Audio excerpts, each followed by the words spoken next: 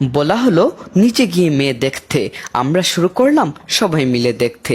বলা হলো মেয়ে দিনদার কিনা দেখতে, আমরা শুরু করলাম মেয়ে সুন্দর কিনা দেখতে। বলা হলো ছেলের দিনদারিতাকে প্রাধান্য দিতে, আমরা শুরু করলাম ছেলের টাকা পয়সাকে প্রাধান্য দিতে। বলা হলো নিজের ইচ্ছা মতো বিয়ে করতে, আমরা শুরু করলাম অন্যের মন রাখতে।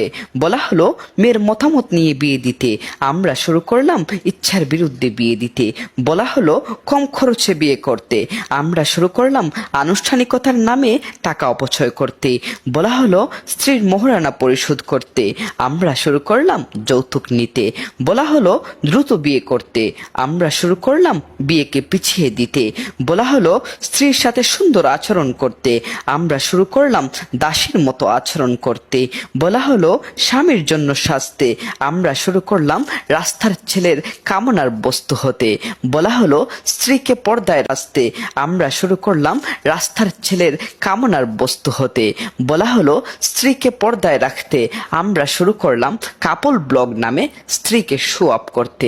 মানা যায় কতটা কঠিন করে রাখা হয়েছে ইসলামকে, অথচ ইসলাম হচ্ছে একটা সুন্দর ধর্ম, ইসলাম হচ্ছে সহজ ধর্ম।